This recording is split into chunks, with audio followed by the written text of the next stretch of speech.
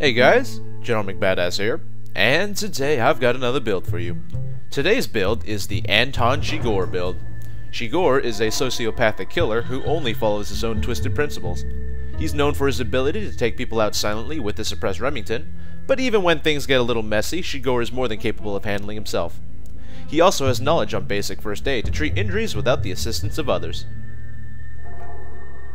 The necessary skills today revolve around silencers, shotguns, and a little bit of sneakiness in first aid. In Enforcer, you want Shotgun Impact aced. In Ghost, Silent Killer aced. And in Fugitive, Quick Fix, Uppers, and Low Blow aced. Now, with the rest of my skill points, I went ahead and picked up a few things such as Sneaky Bastard, this will help with my overall survivability, and I've also got Swan Song in tandem with 9 lives. These two skills work very well together because Swan Song rewards the player for going down, and 9 lives allows a player to go down one more time before going into custody. And as usual, I've also got my usual build essentials such as Endurance and Mastermind, Transporter and Enforcer, Sprinter, Fast Hands, and Shinobi and Ghost, and Hidden Blade, Duck and Cover, and Running Gun and Fugitive. For our perk deck, we're going to be using the Rogue perk deck.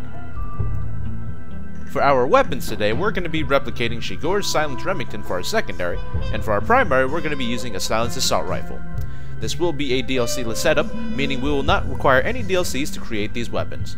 For our primary, we're using the JP36, with the bigger the better suppressor, compact foregrip, and the solid stock. For our secondary, we're going to be using the Locomotive 12-gauge shotgun, with the Silent Killer suppressor, Ergo grip, extended mag, and the Tactical Shorty stock. For our melee, we're using the 50 Blessings briefcase, for our armor, the 2-piece suit, and for our equipment, the first aid kit.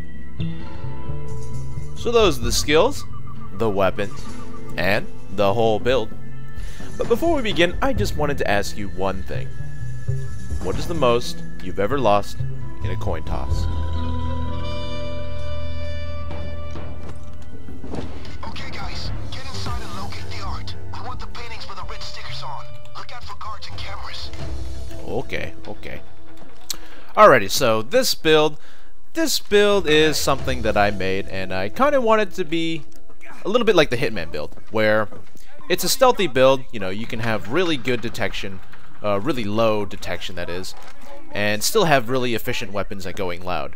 So, you know, you can stealth with it because they got silencers, you've got good detection, and even if you do manage to fuck up a mission, say like, you know, this was a pro framing frame, and, well, we kind of fucked up on this first day, you can still handle yourself when you go loud. And that's what I really like about these kinds of setups. It's not the most efficient build to go loud. Of course, you know, you can always go, like, full loud setups. But this is something where, if you're a stealth advocate, you like going stealth, and you also like doing pro missions, where you don't have the luxury to restart your mission upon a failure of a stealth, then you just complete this going loud. And these weapons are very, very effective going loud. Like I said, there could be better options, but this is a DLC-less setup. And another thing about this setup is that it is also not focused on pistols. The Hitman build was focused on pistols, and pistols are really easy to create with this kind of setup, because you can slap on silencers with them. With Silent Killer, pistols are really good, and pistols just make sense because they also have really good concealment. Whereas this setup doesn't actually focus on pistols. You know, I've got a shotgun as a secondary and an assault rifle as a primary. So this is another one of those DLC-less setups.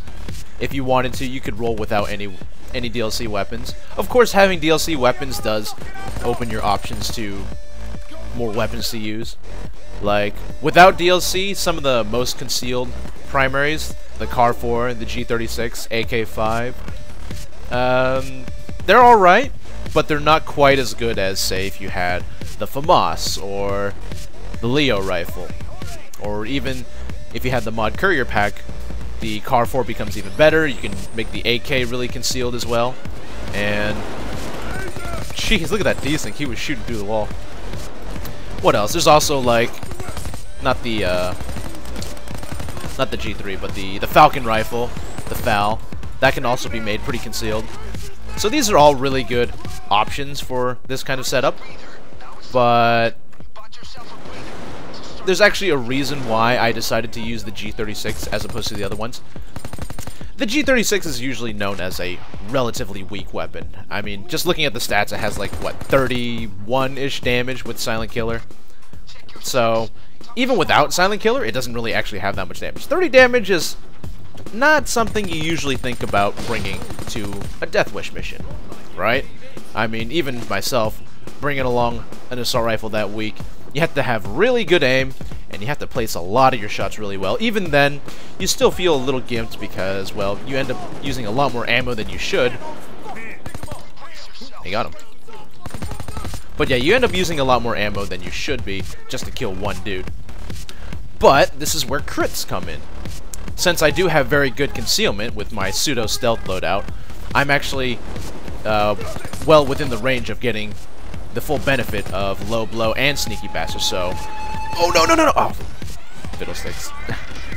So I have good survivability with sneaky bastard, really good survivability, a lot of dodge, and with low blow, I have a lot of crits.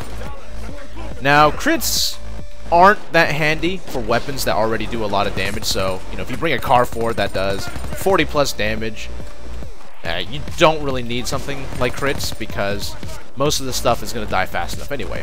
But the weaker rifles, such as the G36, with crits actually makes them very usable. And that's what I really like about crits. Weapons that you normally wouldn't bring on a loud Death Wish mission like the G36, hell, even the AK-5, it makes them a lot more usable. It doesn't mean that they're good options, but they're a lot more usable.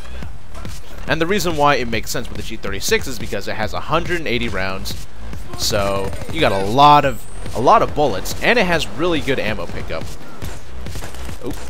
Considering the nature of the gun itself, you know, as opposed to some of the other rifles. Oh shoot, I'm dead. Excuse me, everybody.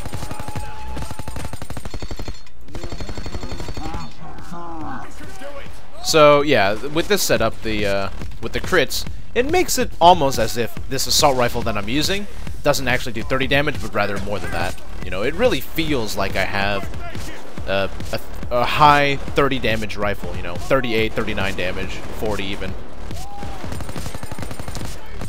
Of course, that's also being quite reliant on crits itself. And crits make sense with weapons that have a lot of spammability to them. You know, a lot of ammo. Wow, that guy's right in the way. A lot of ammo and also a lot of, yeah, well, just a lot of ammo because you gotta spam a lot of the bullets to try and get as many crits as you can. Oh, boy. Cloakers love me today. And the full benefit of low blow gives you about almost a third of your bullets doing crits. So, say in this magazine out of 30 rounds, about 10 of those shots, about 9 of those shots actually, are doing crits. So that's a lot of extra damage you're putting out. And then this is just with the G36 as well. I haven't even talked about the locomotive. With the locomotive, I don't have all of the shotgun skills, meaning I don't have the enforcer skills such as overkill, I don't have berserker to up my damage, so the extra damage that's coming in is just from crits. And crits is really nice because on occasion you'll notice... Oh god, it's in the bathroom.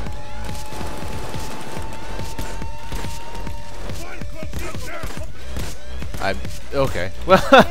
Well, on occasion, for example, let's just say, I was shooting at one of the gray heavy SWAT guys. Now, normally, without any crits, it would take me 2 shots, but on occasion, pretty much every 1 in 3, I will one-shot him. Now, that doesn't actually sound all that great, but at the end of the day, it actually does help a lot, especially with 2 weapons like this.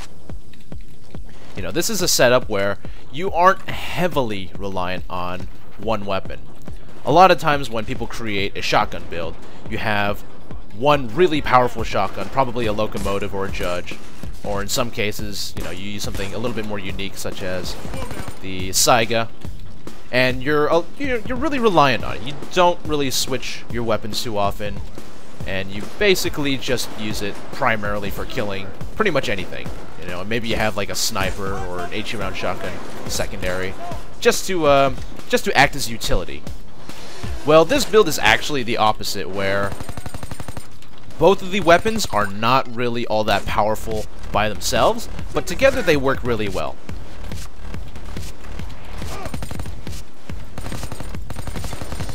They need to stop taking this painting. Oh, he really just did that. Well, I'm gonna grab this. Bring it back. So you probably see me switching weapons a lot, and that's because I'll put off a few shots with... Whoa, that's a lot of dudes. Oh! Yeah, I'll put off a few shots with my G36, and then finish off with a Loco, or I'll shoot a guy once with a Loco, and then switch to my G36, and then finish him off that way. It makes for an interesting setup. One that most people don't really usually roll with.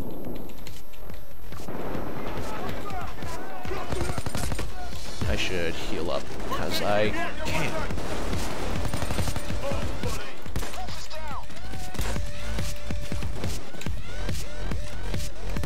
Whoa!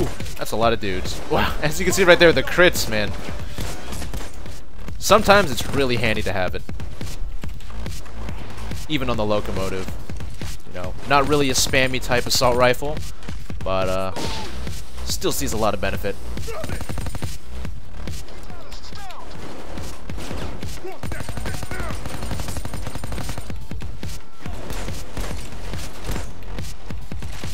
Woo!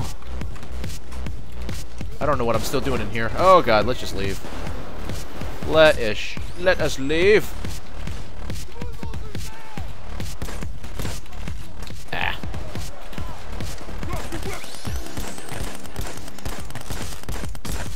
Gotta get rid of the immediate threat. Tasers, when they're tasing you, can't actually do damage, so if you're alone with a taser and maybe just like one other dude, take care of the dude first. So like I said, the main reason why I created this build, and a relatively short build video because this mission is short itself, but I just wanted to share something that I thought could pull a little twist on some pseudo-stealth setups. You know, like I said, if you wanted to, you could easily change some of the skills around so that you could actually have a bit more of a stealth setup. SMGs work really well with this because they're fairly concealed and they work well with Silent Killer. So if you didn't want to have any shotgun skills, you could replace all those Enforcer skills, put them into something like ECM Overdrive, and have yourself a really nice pseudo-stealth setup. Very enjoyable to use, and still very capable in combat. That's exactly what I like to see. Kawaii, I'm so cute.